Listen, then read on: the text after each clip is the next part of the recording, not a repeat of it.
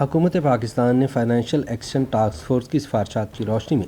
ایک بڑا فیصلہ کرتے ہوئے ایسی اپلیکیشن متعارف کروائی ہے جس کا مقصد ریئل اسٹیٹ کے کاروبار میں ایسے افراد کو سرمایہ کاری کرنے سے روکنا ہے جن پر کالعدم تنظیموں کی مالی معاونت کا الزام ہے۔ اس ایپ کے ساتھ 4,500 سے زائد ایسے افراد کی فہرست بھی شامل ہے جن پر کالعدم تنظیموں کو مالی معاونت فراہم کرنے کا الزام ہے۔ وزارت داخلہ کے حکام کے مطابق ملک کے سویلین اور فوجی خفیہ اداروں کی رپورٹس کی روشنی میں ان افراد کے نام اس فہرست میں شامل کیے گئے ہیں۔ ایشیائی ممالک سے متعلق FATF کے گزشتہ اجلاس کے بعد اس ایپ کو متعارف کرایا گیا ہے۔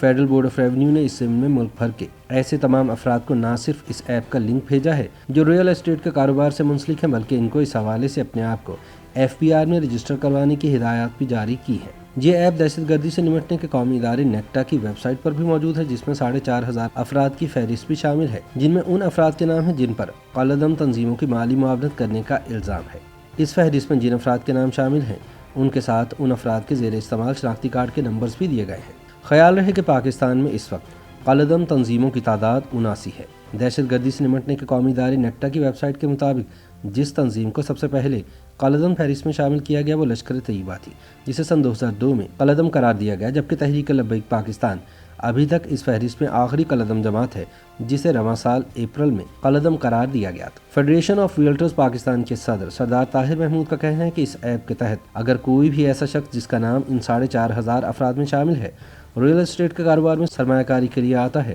تو جو ہی مذکورہ ایپ ڈاؤن لوڈ کر کے سرمایہ کاری کرنے والے شخص کے زیر استعمال شناختی کارڈ کا نمبر اس میں ڈالا جائے گا تو فوری طور پر وہ سرخ ہو جائے گا۔ انہوں نے کہا کہ ایسی صورتحال میں اسی لنک کے ذریعے تمام معلومات FBR کو بھیجی جائیں گی اور FBR کے علاوہ قانون نافذ کرنے والے ادارے ایسے شخص کے خلاف کارروائی کے مجاز ہے۔ انہوں نے کہا کہ اس ایپ کا لنک FATF سے متعلق FBR میں قائم کیے گئے ڈیسک پر کام کرنے والے افراد کے پاس بھی موجود ہے۔ انہوں نے کہا کہ جو ہی کوئی ایسا شخص جس کا نام اس فہرست میں شامل ہے اگر وہ کوئی پلاٹ خریدتا ہے تو اس کی معلومات خود بخود ہی اس ڈیسک کے پاس پہنچ جاتی ہیں۔ طاہر محمود کہتے ہیں کہ حکومت نے پہلے سے ہی 4,000 کے قریب ایسے افراد کے اکاؤنٹس منجمد کر رکھے تھے جن پر کسی کالعدم یا شدت پسند تنظیم کا متحرک کارکن ہونے یا پھر ان تنظیموں کی مالی معاونت کرنے کا الزام ہے۔ انہوں نے کہا کہ اس ایپ کے متعارف ہونے سے پہلے ریئل اسٹیٹ کے کاروبار سے منسلک افراد کو اس بارے میں شدید خدشات تھے کہ ان پر مزید سختیاں ہوں گی، تاہم FBR نے ان تمام خدشات کو دور کیا ہے۔ ایک نجی ہاؤسنگ سوسائٹی سے وابستہ ضمیر حیدر کہتے ہیں کہ اس ایپ کے متعارف کروانے سے پہلے بہت سے غیر متعلقہ اداروں کے اہلکار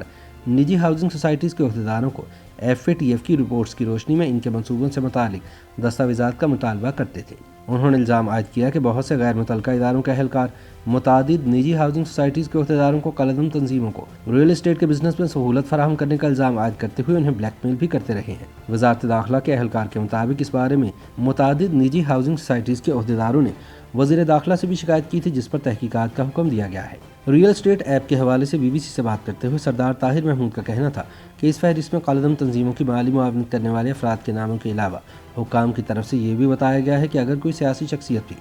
اس ریئل اسٹیٹ کے کاروبار میں سرمایہ کاری کرے تو اس کے بارے میں بھی متعلقہ حکام کو آگاہ کیا جائے۔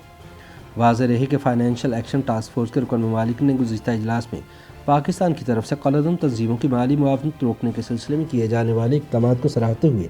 یہ نقطہ بھی اٹھایا تھا کہ حکومت پاکستان ریئل اسٹیٹ کے کاروبار میں ایسے افراد کو سرمایہ کاری کرنے سے روکے جن پر کالعدم تنظیموں کی مالی معاونت کا الزام ہے۔ حکومت کا یہ موقف ہے کہ اس بارے میں FATF اور بالخصوص انڈیا کے پاس ناقابل تردید شواہد موجود نہیں ہیں اور محض اخباری تراشوں پر انحصار کرتے ہوئے پاکستان کو گرے لسٹ میں رکھوانے کی مضمون کوششیں کی جا رہی ہیں۔ ریئل اسٹیٹ کے کاروبار سے منسلک شاہد چنزیب کا کہنا ہے کہ پاکستان میں کسی بھی ایسے شخص کا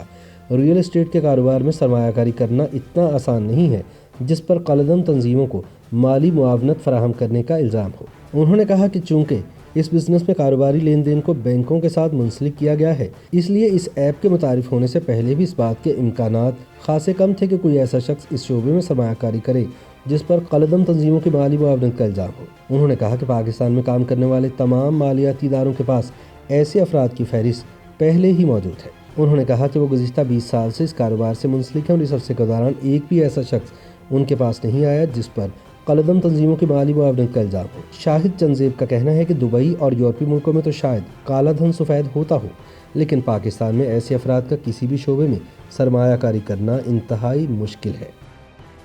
YouTube पर गूगली न्यूज देखने के लिए youtube.com की सर्च बार में गूगली न्यूज टीवी टाइप करें। गूगली न्यूज के पेज पर सुर्ख रंग के सब्सक्रिप्शन वाले बटन पर क्लिक करना ना भूलिए। YouTube पेज पर अपलोड होने वाली वीडियो से बाखबर रहने के लिए बेल आइकन पर क्लिक कीजिए। आपको हर नई वीडियो के बारे में नोटिफिकेशन मौसूल हो जाएगा।